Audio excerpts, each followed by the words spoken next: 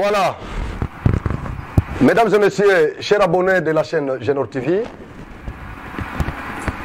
nous vous disons encore merci. Nous sommes encore revenus par devant vous cet après-midi dans le deuxième numéro, toujours dans l'émission Nabino Tolobela Yango, parce que awa Tolobela kaka makambo ya RDC, makambo ya Congo nde Tolobela kamuke ya monde, ce qui ya ba pays mususu pe ce qui intéressé biso mais na plateau Tolobela Yango tozolobela nde makambo ya RDC yango na lobaki to instaurer système moko ya sika donc na mboka nyonso ozali na RDC na province ozali na ville na territoire secteur so ozolanda biso et que événement moko esalami kuna yozwa yango soko moni ko kozwa image ozana téléphone filmé yango numéro na biso eza affiché wana otindeli biso image wana na commentaire makambo eleki kuna to ko se renseigner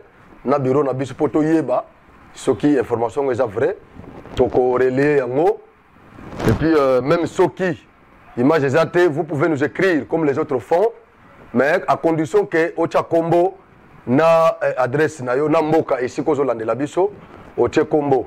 C'est comme ça que toko tanga yango toko tanga message wana awa soko oche kombo te moi to tanga ezate parce que toboyi comme ma responsabilité il y a message il y a mutu mususu il faut kombo ezala pour que kolo message moko a ma responsabilité il y a message na ye.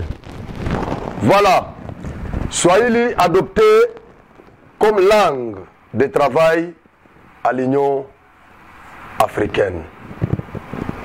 Tanzanie nde mutokotsa ki requête. Messieurs, dames, Tangue Koki.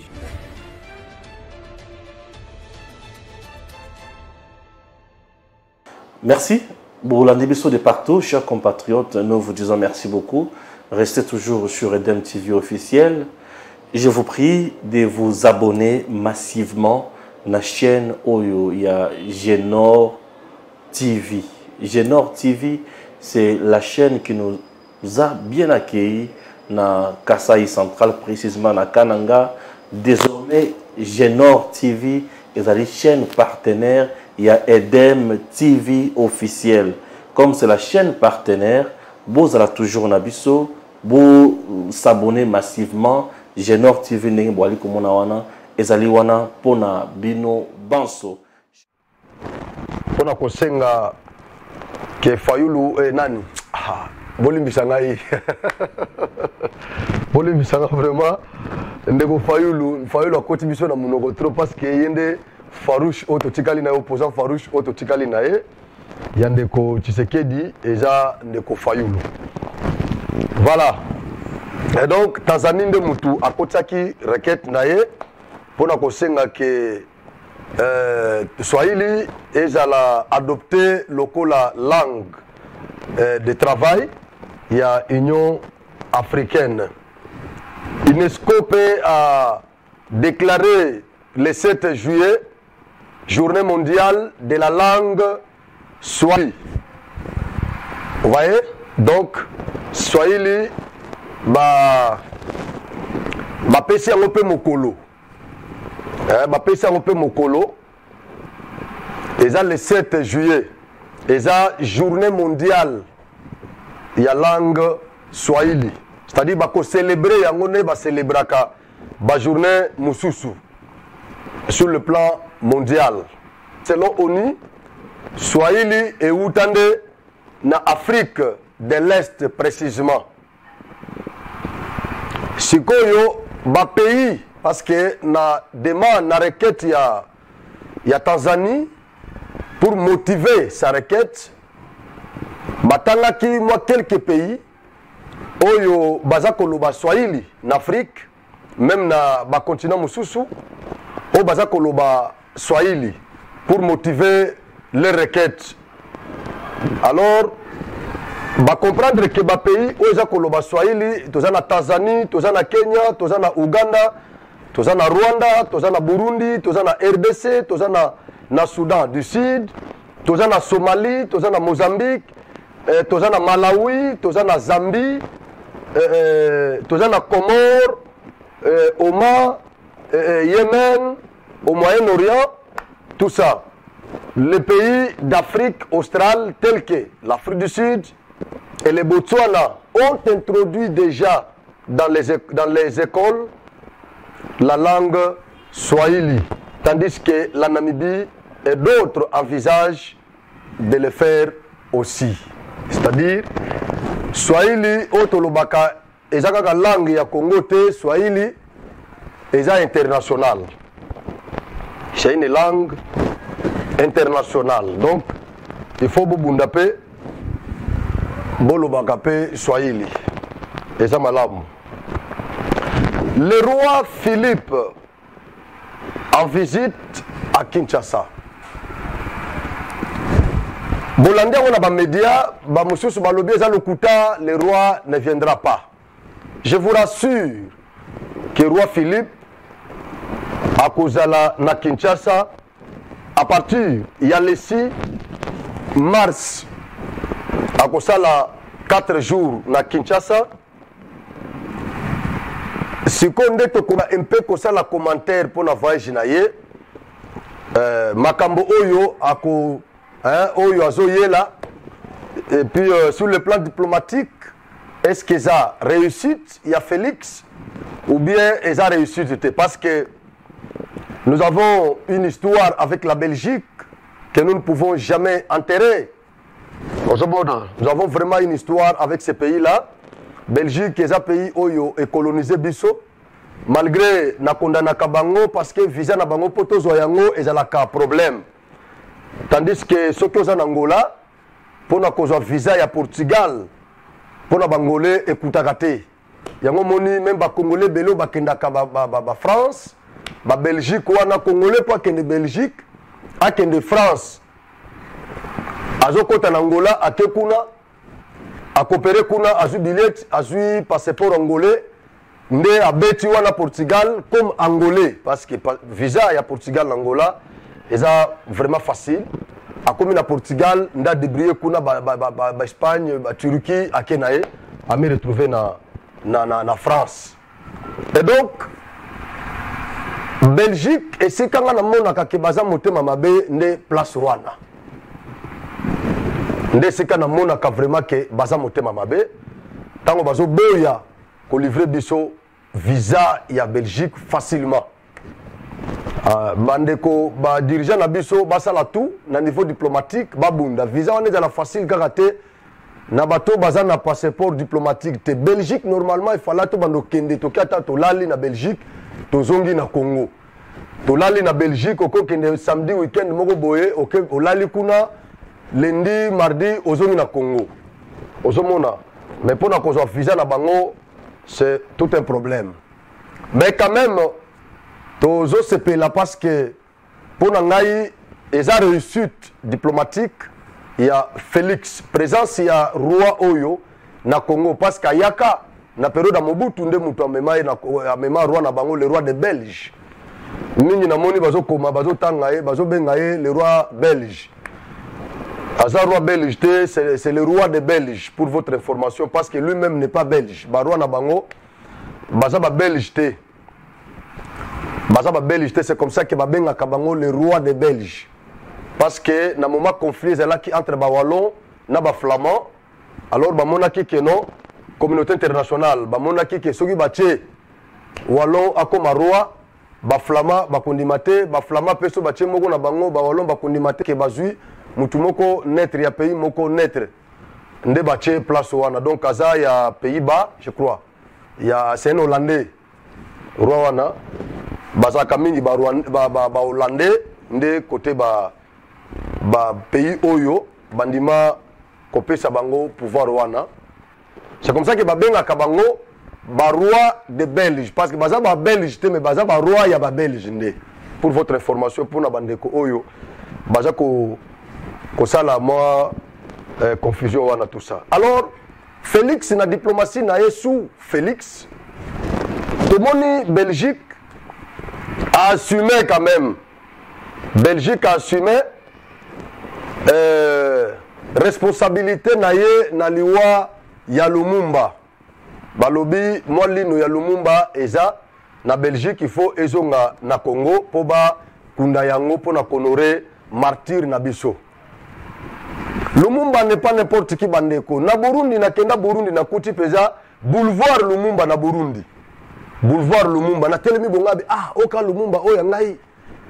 Mais na Congo bandeko bakansaka Lumumba azaka n'importance pesate. To landaki yango ata Félix azui pouvoir. Salaki ba voyage na Belgique. Après Belgique a sali déclaration pour na ko assumer. Banda a assumé to la kati lelo toyeba ko assumer wana selon la Belgique veut dire quoi?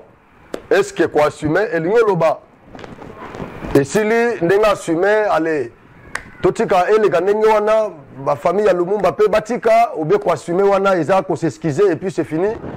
Nous ne savons pas ko assumer ce que elingo loba nini selon la Belgique. Mais le roi Philippe Azoya Nakin le 6 mars. Félix Akoyambaye. Félix Nemuto Sengi, roi Aya. Pourquoi sous Kabila Aya quitté? C'est parce que ma relation na bango, il y a biso na bango et c'est là qui m'a lamoté. Voilà pourquoi sous Kabila, roi de Belge, alingaki anyata na mabele ya Congo te. Parce que Congo est un pays où la Belgique a rejeté, la Belgique a bois qui s'até. Aux hommes, on a des pays qui sont la Chine, l'Amérique, bazo bagaré, la Russie, bazo bagaré, juste pour la RDC. Aux hommes, mais Belgique a le droit de veto na RDC. A koki qu'on néglige à noter sous Kabila, tout le monde vivre, tout ça qui na bras de fer, on vivait aux antipodes. La Belge. Mais tant que Félix Ayekoya, il y a une importance, il y a alternance na sommet, il y a l'État. Parce que nous sommes au pouvoir. Azo ya pena politique nae, Barack Obama a eu pouvoir en Amérique, a eu pena politique nae. Nani ndeko na biso auto kende nani Donald Trump, tant pas eu pouvoir, a eu kina politique nae. Oyo pa ye aina politique ne et si ba pays oyo Trump akata ki ba relation diplomatique na bango na mena na ba relation diplomatique na Amérique. C'est-à-dire alternance soit ne salaka bien parce que mutu à cause la zalelo na pouvoir tant muso cause la zo kanana ba pays musu te ba pays wana stratégique. Il y a RDC azo kanana bango te mais oyo pa akoya comme on appelle affronter bango ba sololi. La relation est au beau fixe. Et donc, le pays est en train. C'est comme ça que, sous Kabila, ambassadeur de l'Union européenne, Bengana Kia, Batindi Keti dans l'aéroport, accueilli, Ndenge Malien, Bengana ambassadeur de France. Mais tant que Félix Saye, a promis qu'il à cette époque, ne vous en faites pas, ambassadeur Rwanda à Kozonga na Congo. Effectivement, relation sur quoi l'Union européenne, c'est dans cette optique que le roi des Belges, Azoya ko visiter Congo. Azoya ko visiter Congo. Kalate awa boyoka ki ke basoda ya Belgique bakoya na Congo. Ndabo kotika na Kinshasa, mususu ba okende na Ituri esika ba ADF ba osala ba massacre bazoboma bandeko. Donc Belgique a comprendre que Congo azamwana na ngai.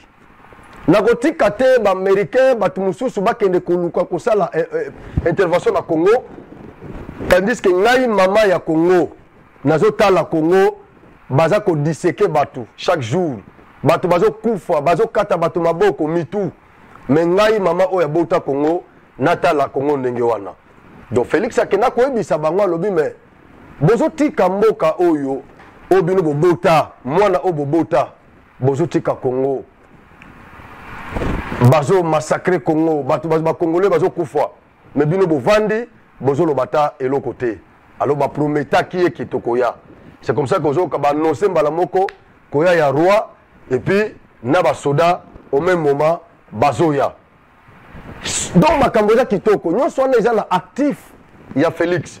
Mais moyen bato ba lobelango ezate. Nazo c'est là ba opposant, ba matana créneau, ba lobela yango ba non en tout cas lokola Roizoya, quand même, c'est bien parce que malgré tout bangonde babota biso alors loko bazoya tokovanda siko to mekempe ko solola mais ba opposant bazoloba eloko te mpona bango eza sangwa mawa le fait qu'ils ne disent absolument rien c'est que eza sango ya mawa mais pour nous les autres koya na bango eza malamu nalandi bandeko ebele bazoloba ono Congo atikali kaka kokende kozwa basoda ya pays tel baya ko intervenir kokende kozwa basoda pays tel baya ko intervenir ndeko na ngai.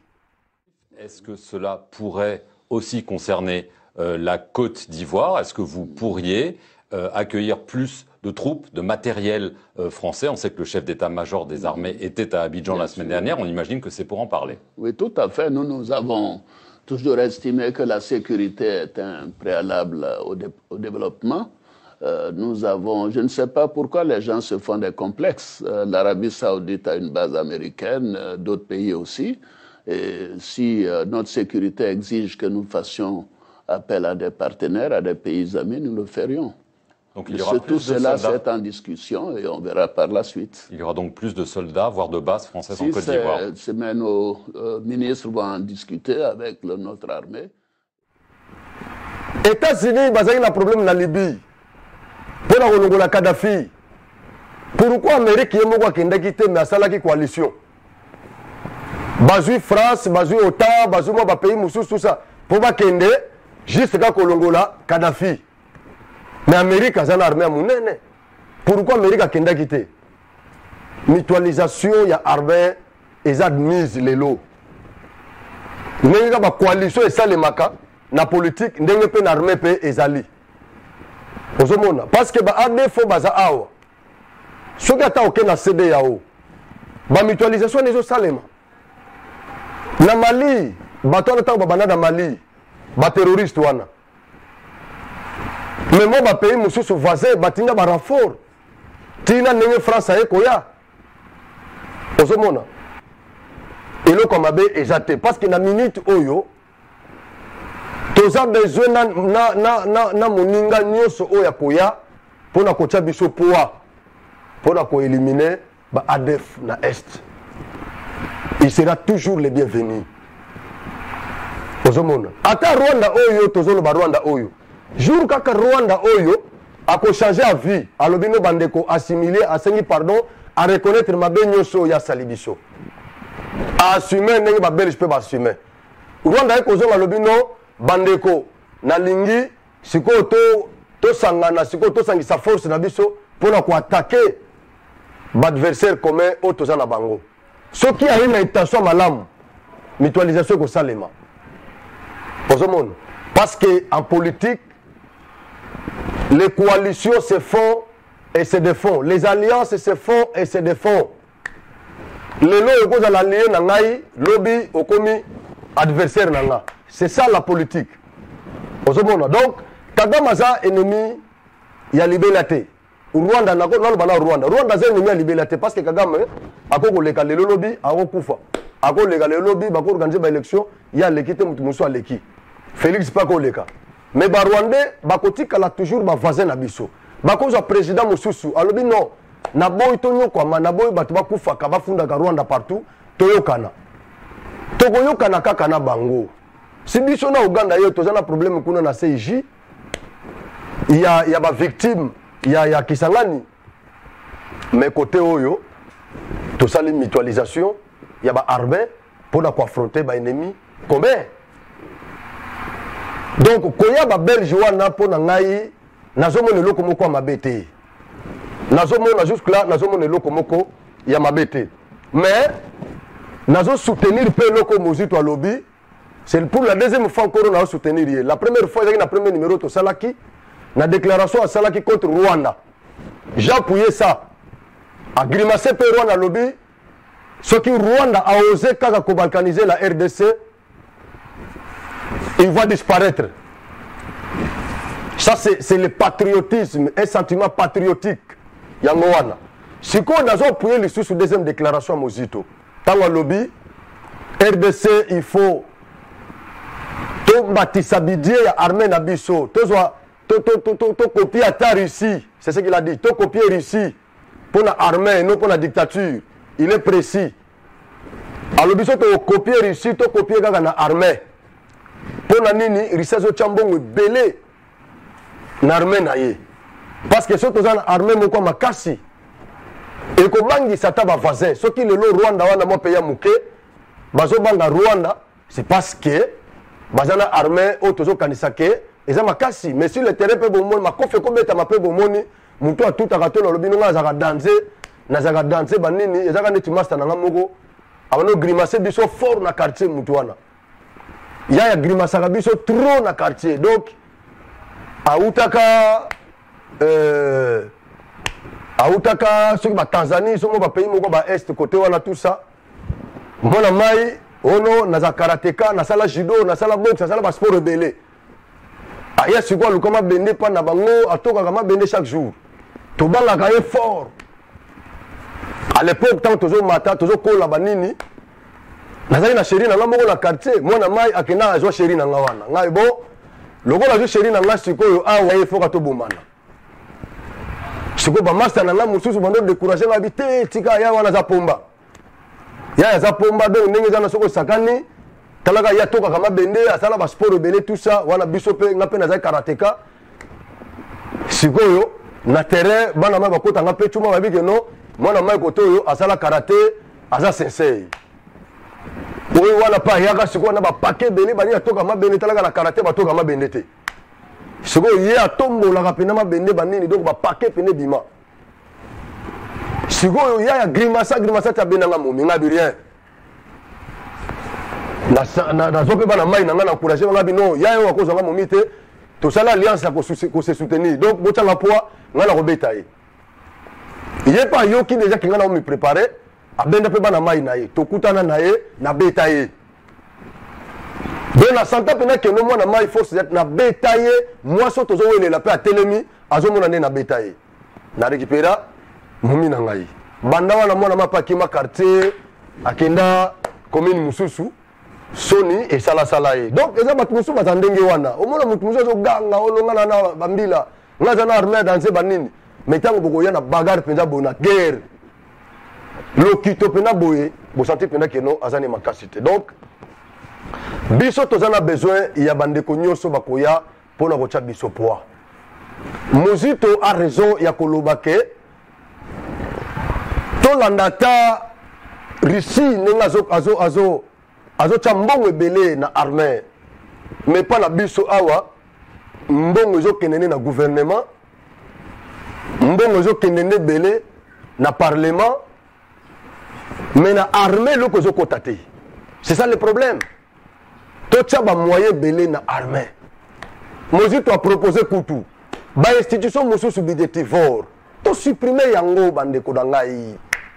Nous n'avons pas intérêt à regarder moi ba institution mususu budgétivore parce que soutenir tout ça la coalition tout ça il faut créer lokola et loko ya olengankoi zanini king loko olengankoi yoyo ezanini o ya corps ya Saint Sylvestre nini eloko olengankoi wana tout ça ozomona kombo na go échapper ngai o bachaki pona ko sala suivi ya corps ya Saint Sylvestre nete loko wana ezo sala nini mbongo ezo kende pona nini est-ce que corps ya Saint Sylvestre za les susti lelo mane ne kimia donc batikeli na bango eloko bando sala ba buru ebele balobino tikala no kuna oya na yo mbongo moto ko tuno likambo azate lianolar moto ko tuno likambo azate liano mbongo nengo lingi comme ça otikela biso ko toyo biso to continuer ko diriger yo vanda na yo na kimia olinga ko pa moninga keno nazana na kimia avandi na ye ezo eloko neti bababa neti ba assemblée provinciale ezo sala nini ba assemblée provinciale bezo mona de temps en temps tozana bazana bitumba na ba gouverneur ba assemblée ne sala nini eza ba institution budgétivore eza biloko kolongola gouverneur a dirigé province soit na gouvernement provincial, soit na chef de division. Comme ça, il y a un direct. Le peuple a voté le gouverneur. Le gouverneur a la redevable dans la population et non dans l'assemblée où il y a corrompre. Parce que le gouverneur a corrompre la population. D'abord, pour combattre la corruption, il y a des députés provinciaux. Parce que le gouverneur a corrompre la population. Mais à cause de la obligé à poser des actes. Atonga banzela, où ils ont la compétence, où ils ont relevé la compétence du gouvernement naïe. Où ils ont relevé la compétence du gouvernement central, à quoi il y a pression. Pour la kotonga, courant, maï, babilo kondengewan. Kotonga ba école, ba hôpitaux, comme ça, population naïe, ils ont la kimia. C'est comme ça qu'ils vont voter. Ozomona. Si l'Assemblée provinciale, l'Assemblée provinciale nous oyo. Talandenge et faire dépasser biso sur mongo awa. Or tout ça là qui déjà ba élection déjà et c'est seulement ba province nous so zaki na ba gouverneur. Mais ce ko ba élection no comme ça les malisusu pour la ba gouverneur mbongo ezo kende lisusu. Or toujours le canon mbongo ba élection. Soko landi ba gouverneur rebelle au baza déchu. Soko landi bien, c'est parce qu'il ba banda ko lié ça te ba député provinciaux. Quand vous avez un problème, c'est la population. Prévenez que na l'ordre ya tango président qui na l'ordre awa. Bon mona ki mutu moko garçon courageux wala telemaki. Alobi nini? Alobi soko lingito voto na 2023 zongi c'est la biso mukuma di gouverneur wana. Alobi pour confirmer c'est na toute la population. Attends la population. Bolingi nini mukuma di. C'est ça. La démocratie. Muto batu balingi mais assemblée provinciale o batu batindi bapesi mandat akekuna bazolongo la gouverneur oyo peuple alingi balongo lié pourtant vous soyez si bangoté tant bazolia peuple ndazolia te bango bazolia pona ngai balongo la bango l'assemblée provinciale elongwa gouverneur atika na gouvernement na provincial base la redevable na peuple et non na assemblée provinciale comme ça ba bongo ko futa ba assemblée wana mbongwana et matata budget ya province. C'est comme ça que la province s'est développée. Tout ça, c'est à proposer que moi, institution sous d'appui à la démocratie, et le local là-bas, c'est sac, le local là-bas, banini, mais nous, ce que l'on a fait, monsieur peut faut tikala, monsieur faut tikala, net seni, oui, seni pour la seni, je suis d'accord, pour la seni, naza d'accord, cher Mosito, seni pesa. Oui, il y a la taille souka. Élection ont atteint le ministère intérieur pour éviter le scénario autour de mon awa. C'est quoi besoin landa c'est comme Nicoloyo. Awa nani chef ya Seni, président ya Seni, na ministre ya finance basé na contradiction. Oya lobby to tsimba te lo côté bandato za installé ministre ya lobby tozaki na mbongo déjà tosto en kesa qui pour la CENI c'était 100 millions déjà na 100 millions on a déjà 35% et c'est qui est 35 millions et c'est qui est déjà pour la installation ba bureau na bango ba bilo musu tout ça bozo mona ndenge zo kendeti ti ba ko luka IGF akende azala kuna na CENI pour banda ko contrôler ba nini ba dépenses bozo mona alors c'est quoi ce qui besoin élection wana bozongi ça bochango na ministère ya intérieur et que de kuna vous créez un département moko boye et ça la juste cas pour la élection bon ça ici ba technicien nous sont ba kadima wana ba tutu wana net ba onyo ba organiser déjà ba élection o ba za vivant bozu bango nyo so net bango imulunda ba kadima oyo bananga tout ça ba za net ba conseiller kuna mais bazo décider té mais ba conseiller kaka je crois que ça sera une bonne chose. Si tango ba institution eza ko se multiplier mbongo pe eza ko kende mais armée na biso basa basoda pe bazonyo kwama ba policier ndenge moko mais quand même félicitations à bango parce que makambo ebandi leloté Félix Akuti yango azo kende ko bunda azo manifester bonne volonté tout ça neti awa se batina imbongo na nini bolanda ki yango ke na nini basoda ya est bango pe ba détourner lisusu abi me ba politicien so bazo détourner biso ça nini to détourner pe ba détourner osomona ba fictif pe bazali kuna ezaka na enseignement te même na armée mbongo ke na kuna ba kozi bazo la yango c'est que ça business mais tango Félix ça y est biloko wana tout ba réseau wana a démantelé yango azozo c'est loko ne loko na nzela yango moni bako linga été catholique banda komi retrouver un enseignement allez kuna azu enseignement na maboko na compte à l'état et si les apanage à l'état et si là les tokende gratuité catholique amoni ba intérêt kei biloko wana nyoso wana o na ba jekamine mo bato bazali na ba intérêt kuna le nyoso ba casser transparence na lala bakuna transparence et si là les et si quand banda ko zombongo la raison mon analyse souté vous allez faire quoi Kagame kuna place à produire par jour autant de kilos ya ba minéraux amoni keno ekiti malamoko colère pe mutu ndenge wana bakolinga ndenge nini ya on a sengi na population bozala mayele bolanda discours ya bato bazolo baté il faut boyeba pourquoi bato na baza contre Félix pourquoi le bato muso zolanda mutu mususu azolo bakeno tozo préférer ta Félix Kabila na place à Félix. Est-ce que Mouton est normal? C'est normal. On préférait Kabila à la place à Félix. Donc, le Félix a longé, Bozu Kabila, Bozu ici na pouvoir. Pour Barossi, il va faire les sous-sous, pour exonération les sous-sous. Et puis, Sama, Bilo Gondeng Yoana. Donc, pour budget Nabiso, ils ont 3 milliards, 2 milliards, 1 milliard, 18 ans, Baiko Nabiso, 1 milliard, Congolais ont bêté Maboko, et Bato Kabila, Bazo commenté, Bazo bêté la Maboko. Mais aux hommes, on a un individu, on a 5 milliards, 3, 2 milliards, mais la Tiki République, il a 18 ans, 1 milliard, et Baza Kolobe la Yango. Loko les a exploits. Bande Konangaï, Bolanda, Bacharlatan Wanate. Ces gens ont échoué lamentablement. Aux hommes, Tocha Poua na mona mboka, Oyaza na pouvoir. Tokende liboso, Totonga mboka na biso, Totika. Les notes de Rwanda aux hommes bakomi kosakane la biso. C'est parce que Bakuti qui est na Congo, nous n'avons pas une armée.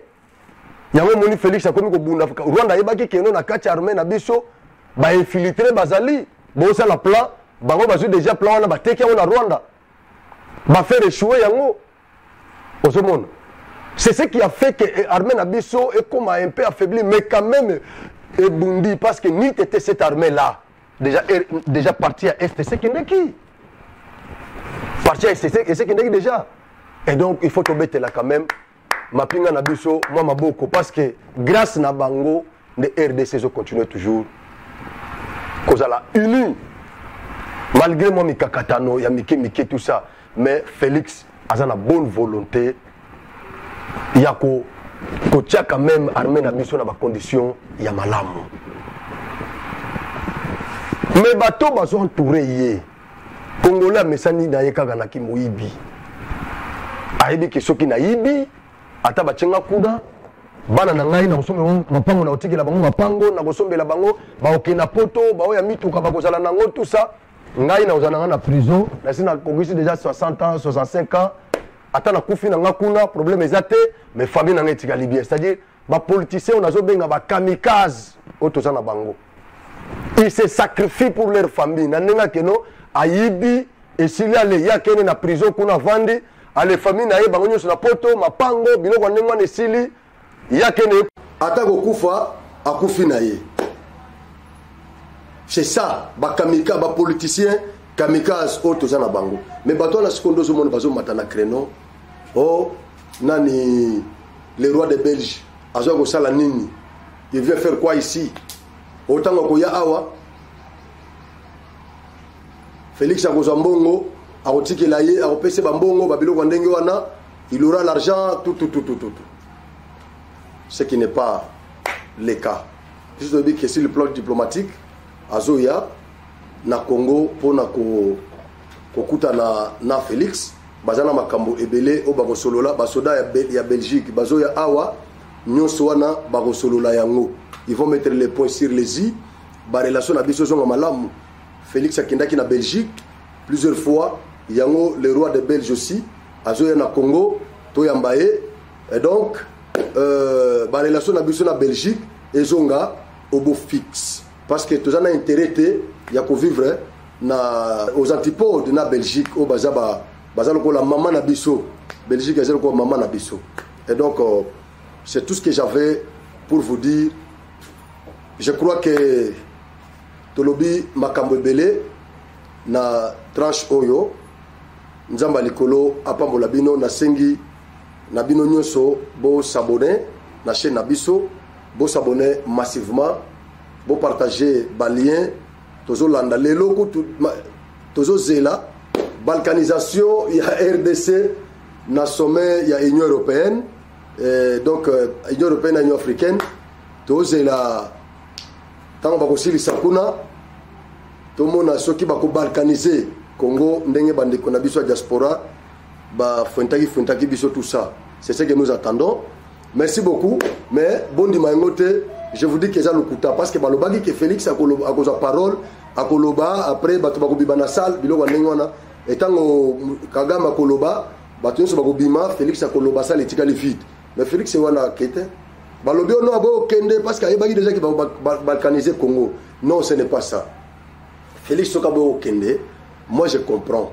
C'est parce que na minute mboka na biso situation sécuritaire ezana na malamu te. Donc sécurité interne ezana na malamu te. C'est ça, c'est la raison pour laquelle Félix aboyi kobima. Bozolanda. Aboyi kobima parce que situation na biso ezana malamu te. Omoni ba plan ba salaki tango akendeki ko lancer ba travaux ya construction ya port en eau profonde ya Mbakana plan ezalaki que non bakanga Kinshasa entrer à côté tout ça ils ont échoué tant accueilli pour ça la passation kuna na Macky Sall ya bateau ya Union africaine balobi plan ezalaki sous que non bakangele kuna akita na Congo te mais nyonso na lokola échoué Félix akiti na Kinshasa sikoyo complot za na nous lokola ba échoué na le retour pe ezali